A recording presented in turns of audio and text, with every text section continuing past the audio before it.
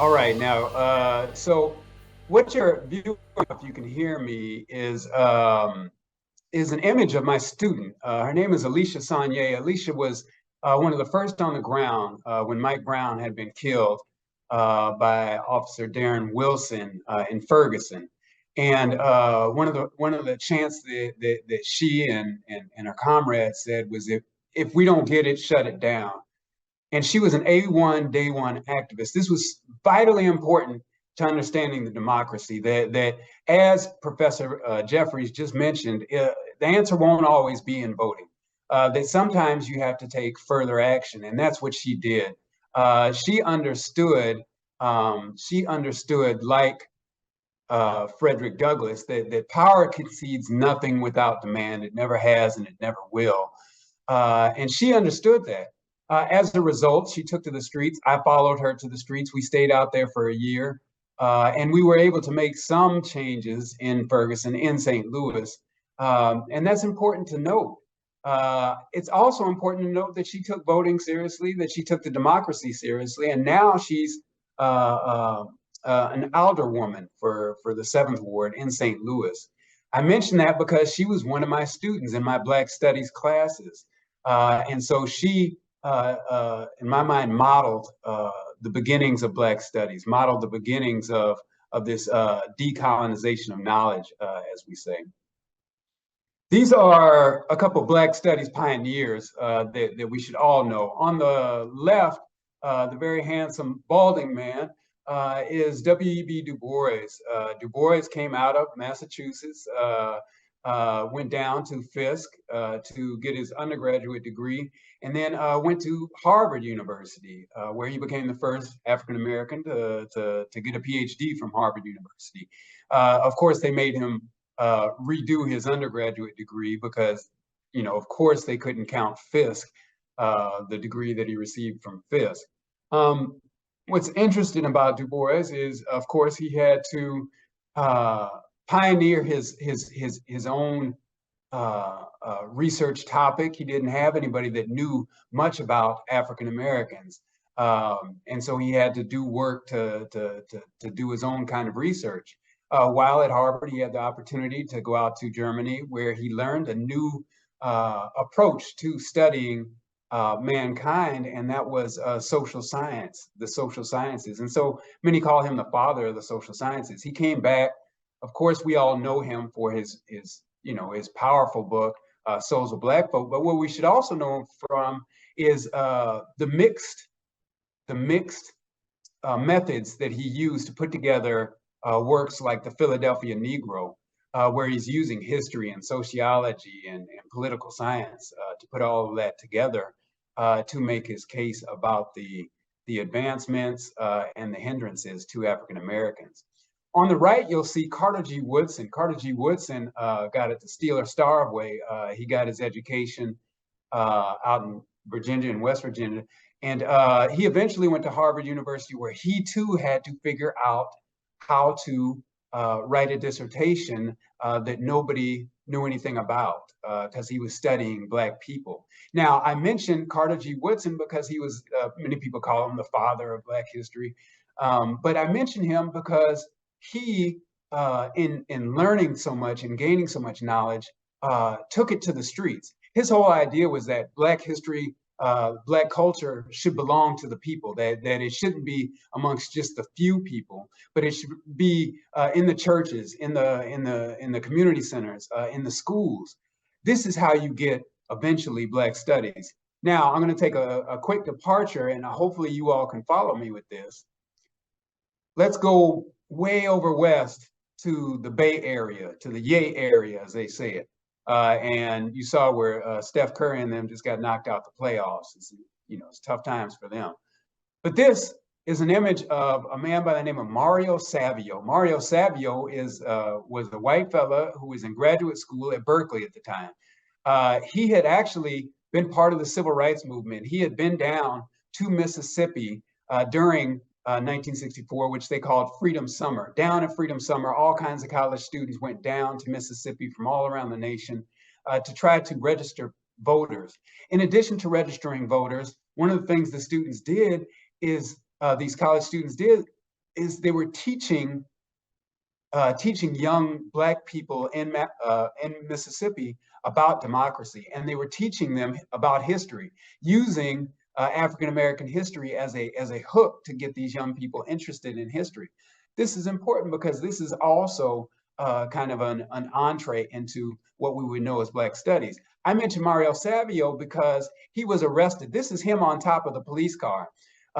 When he got arrested, he was arrested for passing out pamphlets about the civil rights movement. And so what we're talking about right now in this challenge to democracy is the idea that people can talk about freedom in public. Should they be able to do so? Should they be able to use public institutions to do so? And so the answer to Mario Savio was no, you should not be able to do that on campus at Berkeley. And so he was set to be arrested. Students, in the same way that my student Alicia said that if we don't get it, shut it down, they surrounded the police car, wouldn't let the police car leave, and Mario Savio got atop of the police car. In one of the speeches that Mario Savio gave, he talked about the need for young people to get to place their bodies on the grinder to keep the machine of the military-industrial complex from moving forward, to impede the progress of institutional racism. And so I mention that in part because we see where the state is challenging the desire to learn about Black freedom. We see that here. Who were the ops in this challenge? Let me show you who the ops were, who the opposition was. This is the ops right here. This is the ops. You all know him as President Ronald Reagan, Ronald Wilson Reagan, but we knew him, but he was known also as a B-level, a B-rate actor in Hollywood. He had started off as a union man and then turned anti-union. And so Ronald Reagan had gained the governorship of California. And it's very strange because he was representing the Republican Party that was for small government, for fighting the intrusion of government, that the United States could go far if it weren't for the government. All of this was part of the Republican platform. Well, Reagan found a way to intrude and to make the government bigger by challenging people like Mario Savio and the free speech movement that took place in Berkeley, California. But Reagan, more than a challenge to the free speech movement, was an avowed enemy of one particular group that came to the Bay Area, that started in the Bay Area. And that, of course, is the Black Panther Party for self-defense. And it's important to note that on your left, you'll see Bobby Seale with the leather jacket and the leather gloves. On your right, with the, it looks like a 12-gauge shotgun, is Huey Newton. Both were enrolled in school and both were part of the Black History Club. This is important because we're talking about where does Black studies come from? How does Black studies arrive? So in '66, they put together an organization to try to protect Black people from the police, because the police were acting as if it were a gang that was mistreating people and doing so wearing all the same clothes and terrorizing people. And so one of the things that the Panther Party tried to do was to ensure that the police treated Black motorists and people who were contacted by the police with respect. They followed police around and they employed their Second Amendment rights. Well, remember when we were talking about the Republican Party being about small government and not intruding in the lives of people and support of the Second Amendment? Well, Ronald Reagan, once he found out that these Black Panther Party members were carrying firearms and were willing to use them,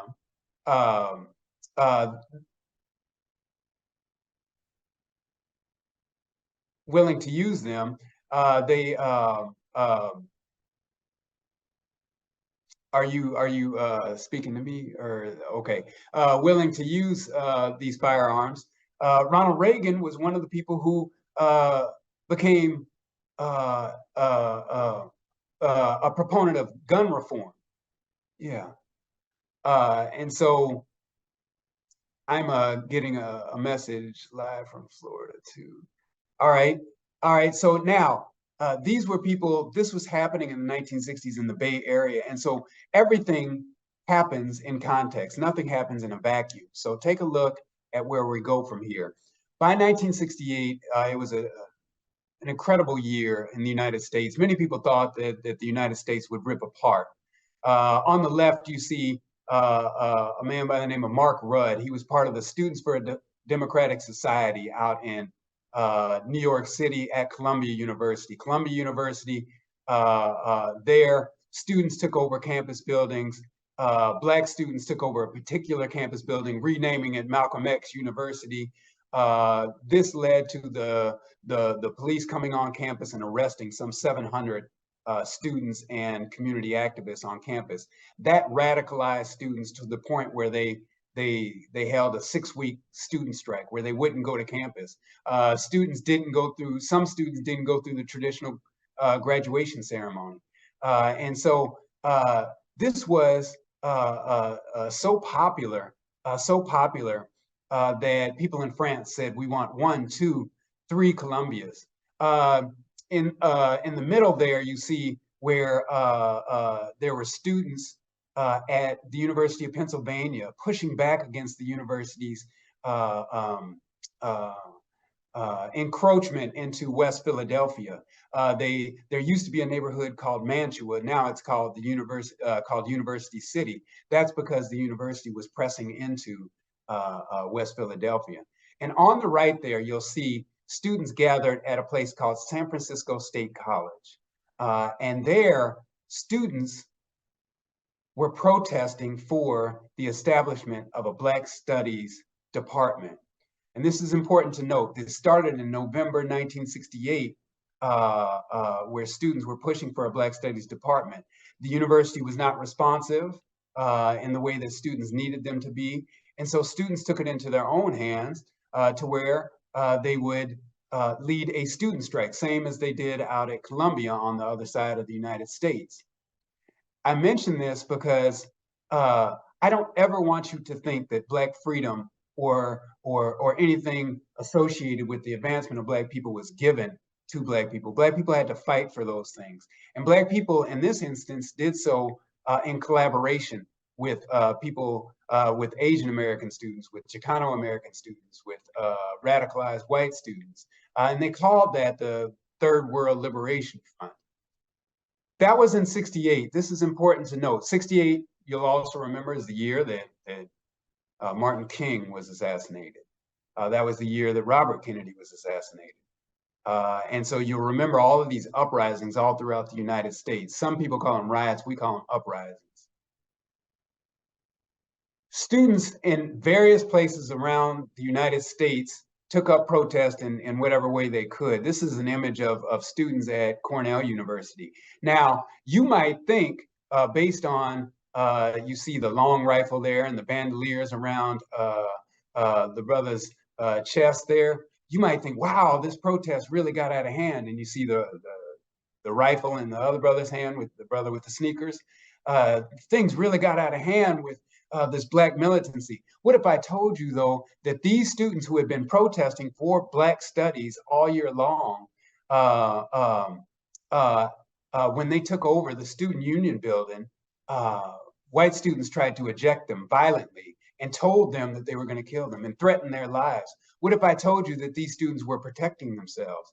That image doesn't play well because we don't allow Black people to be afraid or to participate in using their self-defense rights. And so in Florida, we know this quite well because of Trayvon Martin, and you can see the image behind me. And so we know this quite well. I mention this because there were different ways that people were protesting for Black studies. This image, of course, I forgot to tell you, this image was made maybe 2 days after a cross was burned on a Black women's residence hall on the lawn of a Black women's residence hall. So let's take a look. Everybody loves to see the guns. Everybody loves the, if we don't get it, shut it down kind of thing.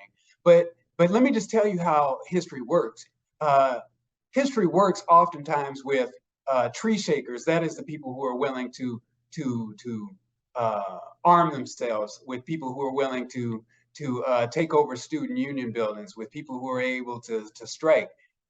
Those are what you call tree shakers. But history occurs, and Black studies arrived because of the jelly makers. There's tree shakers and jelly makers, right? There's people that are willing to shake the fruit out of the tree, and then there are those who are willing to gather up the fruit and manufacture it into jelly.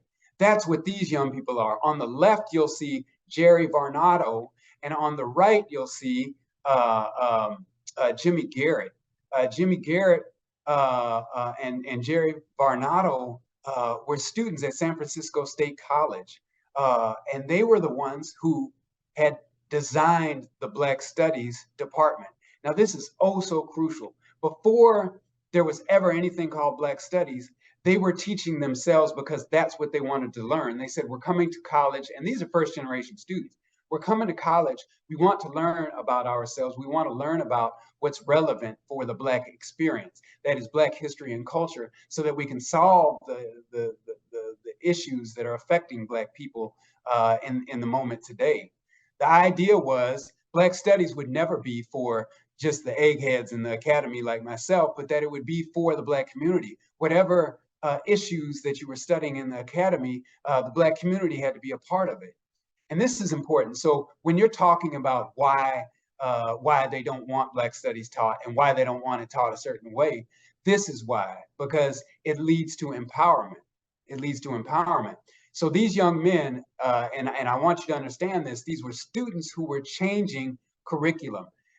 Everybody thinks that white supremacy looks like those Proud Boys. Everybody thinks the white supremacy looks like them people with the tiki torches and all that kind of stuff. Yeah, sure enough, it does. But white supremacy, well, and you know, Marjorie Taylor Greene and DeSantis, of course it looks like that. But white supremacy also looks like everything that I study in my college courses leads to me thinking that white people created everything, that Europeans created everything, that Black people or Latinx people or that Asian people or Native people, Indigenous people never contributed anything, never participated in the evolution of what we know to be these United States or the world in general. That's how white supremacy gets flipped and flipped and flipped. Here, these young people were saying, what if you center Black people? What if you study Black people and put them at the center of the history and culture? What does it look like from that point of view? And I thank goodness for them. I thank the Creator for them. Here's another student. This is way on the other side. I put this image in there for a particular reason. This young man, his name is Armstead Robinson. He was a student at Yale University. That is the university where Ron DeSantis graduated from. I'm doubting that Ron DeSantis took any Black studies courses. I'm hoping he did. I doubt he did. But Armstead Robinson in 1968, he and several other students decided that they, like the San Francisco State College students, wanted a Black studies program on campus. And by the way, at the end of that 5-month strike, they got a Black studies program at San Francisco State College, the very first in the nation. So at Yale University, it became the first of the Ivy League to have a Black studies program. But that didn't happen because of government bureaucrats. It didn't happen even because of faculty members. It happened because the students were willing to figure out who would be good professors, to figure out what a curriculum would look like. And students like Armstead Robinson did so and even became, I don't even know if you know this term, even became super seniors doing it. That is, he tacked on an additional year to his undergraduate education to ensure the Black studies would arrive at Yale University. And because of that, you would eventually get people like Henry Louis Gates coming to study there, Skip Gates coming to study there. Armstead Robinson went on to create other Black studies programs throughout the nation. these Black Studies programs would reach out to high schools, would reach out to churches and community centers, just the way that Carter G. Woodson wanted them to be. This is important that we note this because, I don't know, how do the rappers say? Black Studies, they got it out the mud, is what I'm saying, is it was from the bottom up. It wasn't a top-down endeavor. And so we shout out people like that. The only thing harder than winning these victories, than attaining these gains, is defending these gains. And so this is why I have the deepest respect for these young people in Florida right now who are out in the streets, who are upset by the legislation that the bodies down there, that the assemblies down there are passing to impede the real education, to impede truth. And that's problematic. One of the things that these young people in Florida know, just like the young people at San Francisco State, just like the young people at Columbia or at Cornell or at Yale or anywhere else in the United States, at Berkeley, just like they knew, it would require insurgent education. That is, Black Studies never belonged to the government. It never belonged to any one institution. It belonged to the people. And so long as it belongs to the people, the history and culture will ever live. And so this is an important mechanism, an important approach to the understanding of decolonizing knowledge. Decolonizing knowledge requires that we look at the history, culture, and existence of mankind from different points of view. That we don't always place Western civilization in the middle of things. And these students want that opportunity. And so when it comes to the AP exams or classes in general, students are much smarter than we give credit for, and we should listen to them because they led us before, and they'll lead us again like my student did. And so to those students, to my current students, this is what I would say. This is a quote from James Baldwin, and I hope you can read it. He said, "Please try to remember that what they believe, as well as what they do and cause you to endure, does not testify to your inferiority, but to their inhumanity." And so with that in mind, the struggle continues, and I'm so appreciative of the work that the people on the ground in Florida are doing, and we're in solidarity with you. So call on us when you need us. Thank you.